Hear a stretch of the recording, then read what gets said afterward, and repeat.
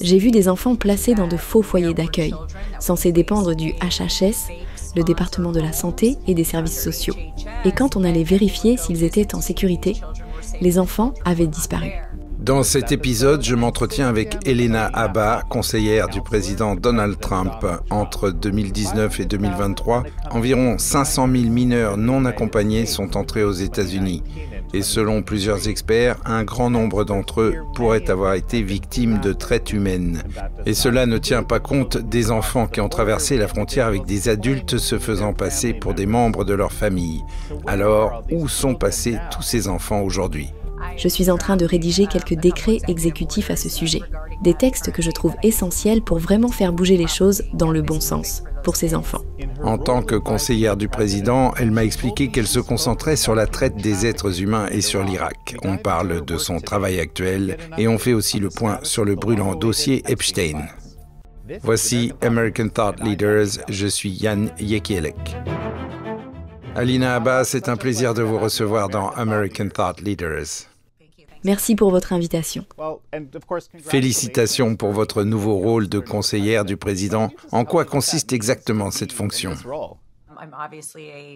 Je suis, bien sûr, conseillère principale auprès du président Trump, un rôle que j'occupe depuis un certain temps maintenant, à ne pas confondre avec le bureau du conseil juridique de la Maison-Blanche. Je n'en fais pas partie, je ne suis pas leur avocate, je suis conseillère principale. À ce titre, je participe à de nombreuses réunions, j'interviens quand on me sollicite ou quand c'est nécessaire. Et j'ai la chance de travailler sur un portefeuille riche, que j'ai eu la liberté de choisir moi-même.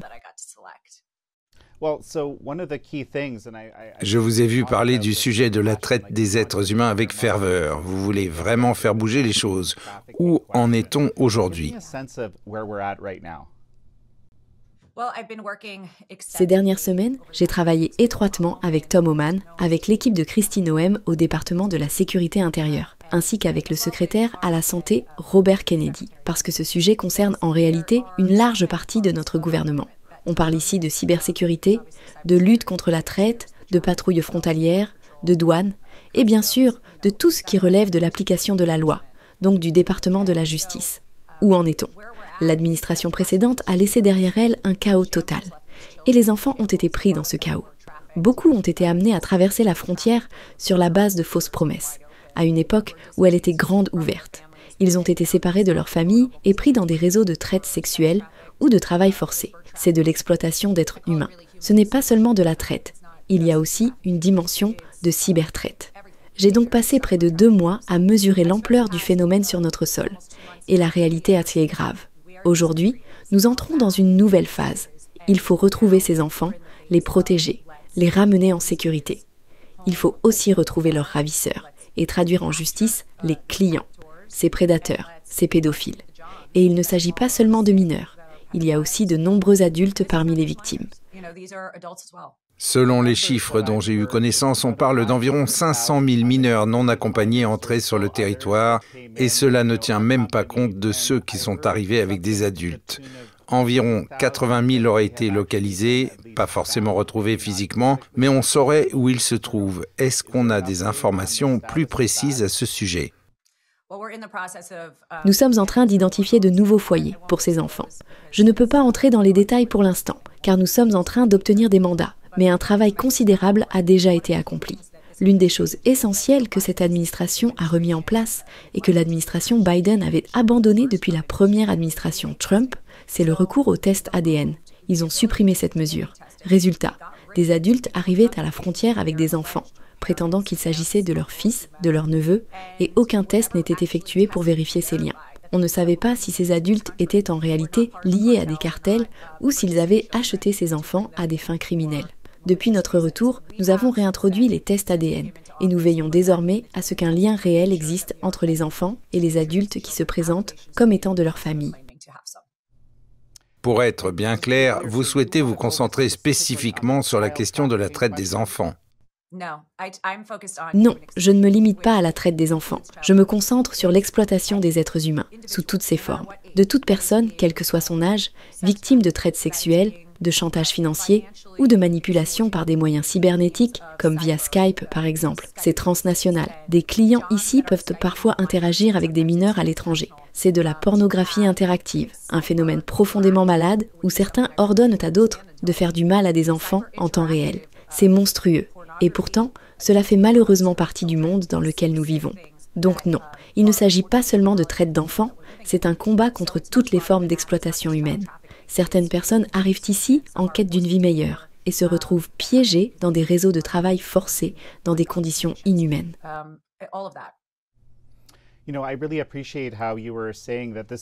J'ai trouvé intéressant que vous souligniez la complexité d'un problème qui implique plusieurs agences, des bases de données différentes, des protocoles qui ne sont pas toujours alignés. Je connais au moins quelques cas où des enfants ont même reçu des ordres d'expulsion. Chaque agence aborde le sujet avec sa propre logique.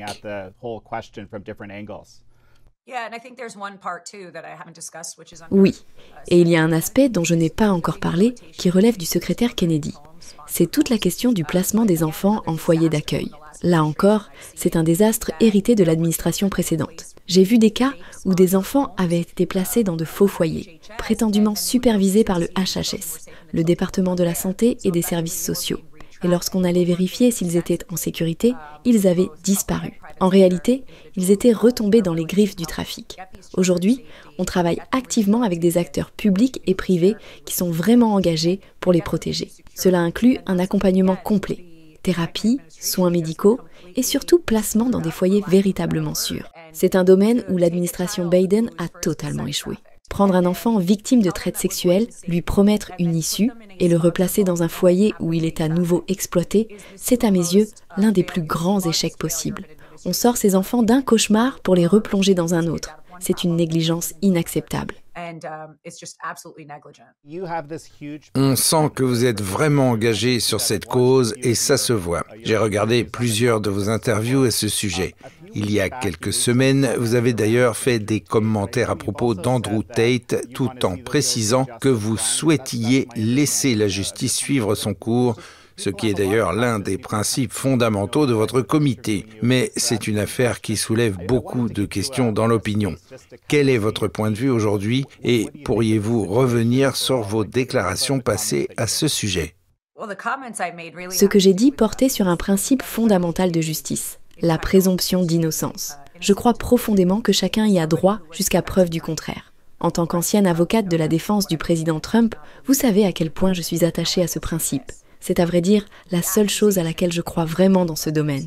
Cela dit, je veux être très claire. Les accusations visant les frères Tate sont écœurantes et troublantes.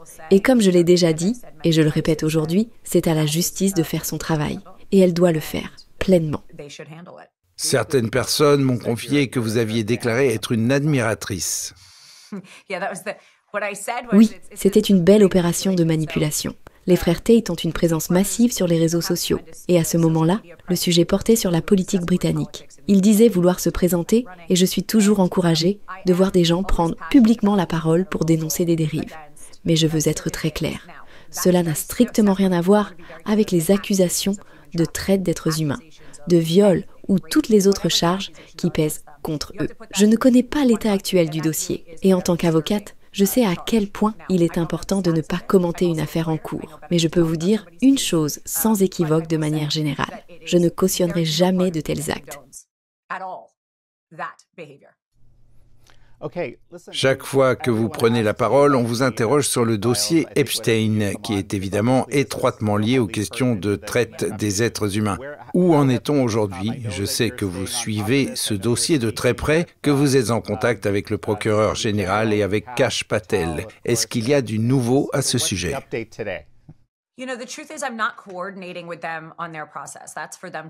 En réalité, je ne travaille pas directement avec eux sur le fond du processus. C'est leur mission, distincte de la mienne. Bien sûr, il m'arrive de les croiser, de leur poser la question du nouveau, et la réponse, c'est qu'ils examinent encore les dossiers. Mon rôle, en tant que porte-parole, c'est d'expliquer au peuple américain qu'il faut faire preuve de patience. Et je l'ai dit à plusieurs reprises. Je comprends parfaitement le besoin de transparence immédiate, cette envie de tout savoir tout de suite, de publier un tweet, une capture d'écran, la moindre info qui circule. Mais quand on agit dans le cadre de l'état de droit, quand on mène une enquête sérieuse, il y a des étapes à respecter. On commence par lire les dossiers, comprendre ce que les anciens avocats du département de la justice ont fait, jusqu'où ils sont allés. Il faut examiner les témoignages, recouper les éléments. C'est un travail long et rigoureux. Et franchement, ne pas le faire avec le plus grand sérieux serait irresponsable, même si l'impatience du public est compréhensible. Oui, on est pour la transparence, mais pas au prix de la rigueur. Le mieux que je puisse faire, face à la frustration ambiante, c'est rappeler les priorités dans des affaires de traite d'êtres humains, de mineurs, de personnes abusées traumatisées. D'abord, protéger les victimes. Ensuite, veiller à ne pas les exposer à nouveau. Et enfin, quand des accusations émergent, il faut faire le tri. Distinguer ce qui est fondé de ce qui ne l'est pas. Est-ce qu'une présence dans un carnet d'adresses prouve qu'on est allé sur l'île d'Epstein? Non. Figurer sur un registre de vol, qu'est-ce que ça signifie exactement? Je n'en sais rien. C'est précisément leur travail de le déterminer. Je crois en la loi. Je crois en l'ordre. Je crois que justice sera rendue. Mais on va étudier les faits, méthodiquement, sérieusement. Malheureusement, cela prend du temps. Vous êtes aussi sensible au risque de la culpabilité par association. C'est tout à fait le sujet. Je comprends qu'on veuille des réponses immédiates, que des gens en viennent à tirer des conclusions hâtives dès qu'une plainte est déposée. Je le vois passer tous les jours sur Twitter. Où sont les arrestations? Où sont les arrestations? Mais encore une fois, la justice ne fonctionne pas à coups de tweets. Il faut respecter un véritable processus. Chaque accusation doit être solide. On ne va pas faire comme les procureurs démocrates, Laetitia James, Alvin Bragg et les autres, qui lancent des accusations à la va-vite dans le but de faire du bruit. Nous, on prend le temps d'analyser les faits, de traiter chaque dossier avec rigueur. Et si des poursuites doivent être engagées, elles le seront, mais correctement, dans les règles. Et ça ne vaut pas que pour l'affaire Epstein. Cette exigence s'applique à tous les dossiers, sans exception. Le vrai problème, c'est qu'au cours des 4 dernières années, l'Amérique s'est habituée à voir la justice instrumentalisée à des fins purement politiques. On dépose une plainte, on fait du bruit et on détruit la réputation de la personne visée. Ceux qui pratiquent ce genre de justice spectacle devraient en payer les conséquences quand ils perdent, y compris en appel. Quoi qu'il en soit, nous, ce n'est pas notre manière de faire. On engage des poursuites quand les faits sont solides et que l'affaire mérite d'être portée devant un tribunal. C'est ça, la vraie justice.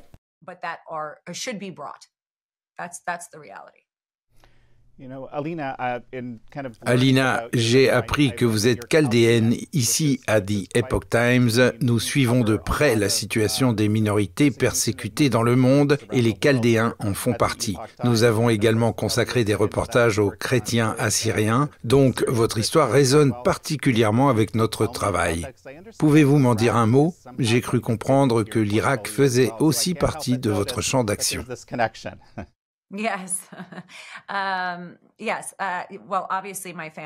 Oui, bien sûr. Ma famille faisait partie d'une minorité religieuse. Nous sommes chrétiens d'Irak. Mes parents sont originaires de Bagdad. Sous le régime de Saddam Hussein, comme encore aujourd'hui, les minorités religieuses étaient confrontées à une véritable persécution. Des églises incendiées, des fidèles abattus. Ce que l'on voit aujourd'hui en Syrie, c'est l'histoire qui se répète. C'est un sujet très personnel pour moi. Je suis américaine de première génération et je rejette toute forme de persécution liée à l'identité, qu'elle soit religieuse ou culturelle. Qu'on soit catholique, chrétien, chaldéen, assyrien. Personne ne devrait être ciblé pour ce qu'il est. C'est presque devenu une habitude. Les gens essaient toujours de me mettre dans une case, de m'étiqueter. Mais j'ai toujours dit une chose simple. Je suis une femme catholique du Moyen-Orient. Ma famille est croyante, très impliquée dans l'Église, et j'en suis fière. La liberté religieuse, à mes yeux, est un pilier fondamental. Dans certains pays, malheureusement, on ne se contente pas de faire taire ceux qui croient autrement. On les attaque, on les élimine. Et ça, c'est inacceptable. Quelle que soit la religion, je suis profondément attachée à ce principe de respect. Je suis mariée à un homme juif et je respecte sa foi. Je vais à la synagogue, j'organise le Seder de Pessah. C'est ça, pour moi, vivre ensemble dans le respect des croyances et des différences.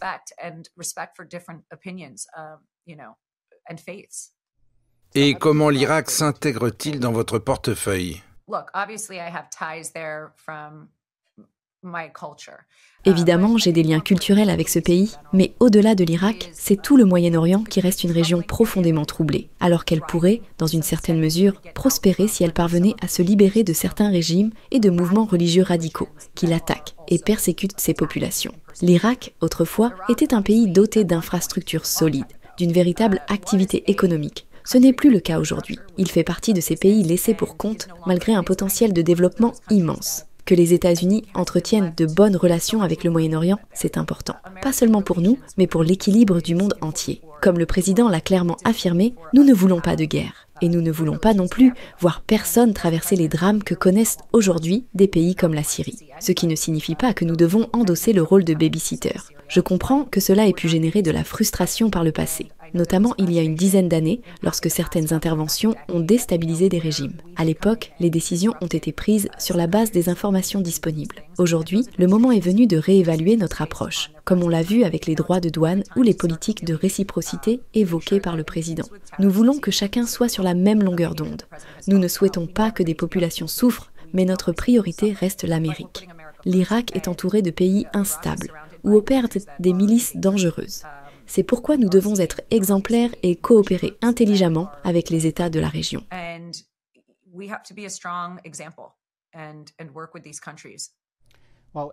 Vous avez mentionné la Syrie et c'est un exemple particulièrement révélateur. Beaucoup se sont réjouis de l'effondrement du régime brutal de Bachar el-Assad, mais aujourd'hui on voit émerger un autre régime qui s'en prend à des minorités, y compris chrétiennes. Le département d'État a publié plusieurs déclarations à ce sujet. Qu'en pensez-vous ? Oui, exactement. Ils sont encerclés par la Syrie et l'influence iranienne continue de peser lourd dans la région. Il y a là-bas une concentration de menaces réelles, pas seulement pour nous, mais pour la stabilité mondiale. Pour nous, les choses sont claires. Nous mettons l'Amérique en premier. Pour une fois, notre priorité, c'est notre pays. Nous n'allons plus envoyer nos soldats se battre à l'étranger. Nous n'allons plus financer l'Ukraine. Nous n'allons plus mobiliser nos ressources humaines pour résoudre les problèmes des autres. Mais cela ne veut pas dire que nous resterons les bras croisés face à des menaces qui pourraient embraser le monde, car l'administration avant nous n'a pas fait le travail et prétendu qu'il ne se passait rien. Certaines parties du monde sont en danger. Regardez simplement les images qui nous parviennent de Syrie. Voir l'histoire se répéter ainsi, c'est inacceptable. Comme l'a très justement rappelé le secrétaire d'État Rubio, nous ne cautionnons pas cela.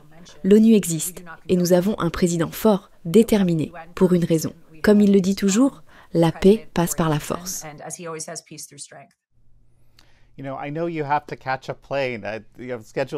J'aimerais vous poser quelques questions rapides, un peu plus légères. Quelles ont été vos 5 tâches principales cette semaine ?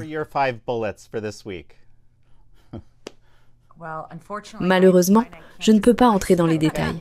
Mais pour tout vous dire, j'en ai eu bien plus que 5. Je peux vous en donner les grandes lignes. J'ai participé à plusieurs réunions sur la traite des êtres humains. Je travaille actuellement sur la rédaction de plusieurs décrets exécutifs à ce sujet, qui, je l'espère, permettront de faire avancer les choses concrètement pour protéger les enfants. J'ai assisté à plusieurs événements, je fais beaucoup de télévision, je suis sur plusieurs fronts en même temps. Rien qu'en regardant le nombre d'émissions auxquelles je participe chaque jour, vous auriez largement vos 5 tâches. Mais beaucoup de mes réunions sont top secrètes. Je ne peux donc pas en parler dans les médias. Cela dit, mon portefeuille est vaste, très complet, et je suis reconnaissante d'être là, reconnaissante de pouvoir contribuer à quelque chose de bien pour ce pays. Je suis aussi très enthousiaste à l'idée de vous mettre en contact avec quelques personnes qui font un travail remarquable dans la lutte contre la traite d'enfants. C'est un sujet qu'on aborde souvent dans cette émission. L'un de nos éditorialistes m'a demandé quelle serait selon vous une mesure radicalement efficace que vous aimeriez murmurer à l'oreille du département de la justice.